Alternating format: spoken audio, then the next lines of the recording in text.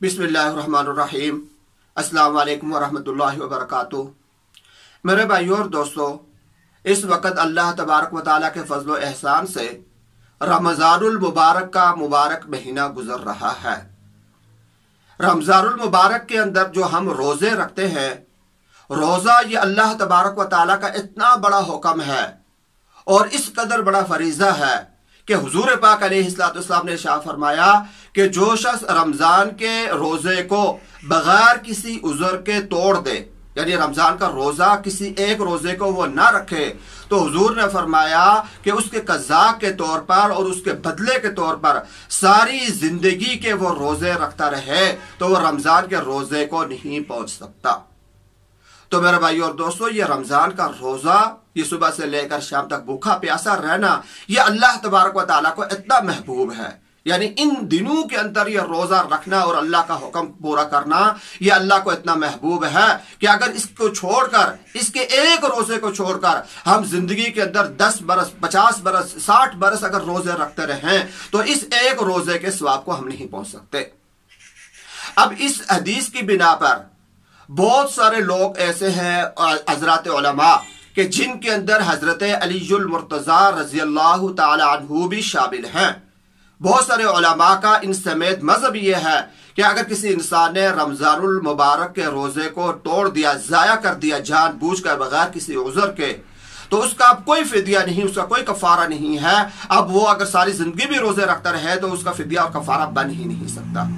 यह बाज़ उलमा का मजहब है। जमहूर फुकहा का ये मजहब तो नहीं। जमहूर फुकहा तो फरमाते हैं कि अगर रमज़ानुल मुबारक का रोज़ा ना रखा तो बाद में इसका कज़ा या फिदिया कज़ा कर दिया और इसका या कफ़ारा इस पर अगर वाजिब होता है तो कफ़ारा अगर अदा कर दिया तो रमज़ान का जो फ़र्ज है वो तो इसके सर से उतर जाएगा। लेकिन जमहूर फुकहा भी ये बात फरमाते हैं कि रोज़े का जो सवाब इसको मिलना था वो इसको सवाब कभी भी नहीं मिल सकता जो रमज़ान के अंदर उसको सवाब मिलना था। अब ये छोटा सा मसला मैं आपके सामने अर्ज कर देता हूं कि अगर किसी इंसान ने इस रमजान के किसी रोजे को जानबूझकर जाया कर दिया, यानी ना रखा कोई रोजा, इसकी दो शक्लें हैं। एक शक्ल तो यह है कि सुबह सहरी के वक्त से ही उसने रोजा रखा ही नहीं, यानी उसे सहरी खाई ही नहीं और उसने रोजे की नीयत ही नहीं की और ये उसका पहले से ये जहन था कि मैं आज के दिन रोजा रखूंगा ही नहीं, तो बाद में जाकर उठकर वो खा पी लेता है। तो अब इस शक्ल के अंदर इस इंसान को इसके फिदिये के तौर पर, यानी कि इसके बदले के तौर पर रमजान के जाने के बाद एक रोजा कज़ा का रखना पड़ेगा। एक रोजा रखेगा कज़ा का तो फर्ज जो है इसके जिम्मे से साबित हो जाएगा। यह उस शक्ल के अंदर है कि इसे शुरू से रोजा रखा ही नहीं था और इसको जाया कर दिया। दूसरी शक्ल यह है कि एक इंसान ने रोजा रखा तो था, रोजा रखने के बाद जब रोजा उसका शुरू हो गया, तुलुए जो आफ्ताब है, तुलुए फजर का जो वक्त है वो आ चुका, यानी रोजे का वक्त शुरू हो चुका था। उसके बाद इसने बगैर किसी उज़र के उस रोजे को तोड़ दिया, कोई चीज खा पी ली, जानबूझकर उसने ऐसा किया, तो अब इसको एक रोजा भी रखना पड़ेगा इसके कज़ा के तौर पर और इसके साथ ही कफारे के 2 महीने लगातार इसको रोजे रखने पड़ेंगे। तो ये शक्ल बन जाती है। तो बहरहाल मेरे भाइयों और दोस्तों, कहने का मकसद ये था कि इन दिनों के अंदर अल्लाह तबारक व तआला ने हमें जो रोजे का हुक्म दिया है वो इस कदर बड़ा और इस कदर अजीम हुक्म है और उसके अंदर इस कदर फवायद हैं कि वो फवायद गैर रमजान के अंदर कोई इंसान किसी शक्ल के अंदर भी हासिल कर ही नहीं सकता।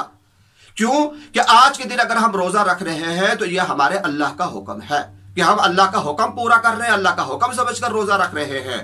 और आज अगर हमने अल्लाह के इस हुक्म को आज के दिन तोड़ दिया तो ये दोबारा ना तो ये दिन हमारी जिंदगी के अंदर आएगा कि हम अल्लाह के उस हुक्म को वापस पूरा कर सके, जो बाकी दिन आएंगे वो अगले दिन होंगे, तो ये दिन भी हमारी जिंदगी के अंदर नहीं आएगा कि अल्लाह के इस हुक्म को दोबारा पूरा किया जाए। और इसी तरीके से बाकिया आने वाले जो दिन है हमारी जिंदगी के अंदर, उन दिनों के अंदर अल्लाह के दूसरे अहकामात हमारी तरफ मुतवज्जे होंगे, ये हुक्म खत्म हो जाएगा। अगर गैर रमजान के अंदर इंसान जो है इस रोजे की वजह से दोबारा रोजा रखता है तो वो इंसान की अपनी मर्जी है, अपनी मर्जी से उसने इस कफारे के तौर पर या इस कज़ा के तौर पर उसने रोजा रखा है, वो अल्लाह का हुक्म नहीं है। तो ये अल्लाह का हुक्म इतना बड़ा है कि आज के दिनों के अंदर अगर हमने इस अल्लाह के हुक्म को तोड़ दिया तो इसका कोई कफारा, कोई फिदिया सवाब के लिहाज से बन ही नहीं सकता। तो इसलिए मेरे भाइयों और दोस्तों, हमें चाहिए कि हम इन रोज़ों की कदर करें और जैसा कि इन रोज़ों के रखने का हक है उस हक के मुताबिक हम इन रोज़ों को रखें। जैसे अल्लाह पाक ने हमें हुक्म दिया और हमारे नबी अलैहिस्सलाम ने जिस तरीके से रोज़ा रख कर दिखाया,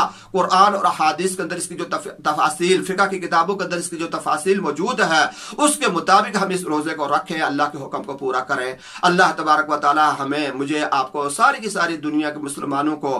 कमा हक़्क़ुहू अपना ये हुक्म पूरा करने की तौफीक अता फरमाए।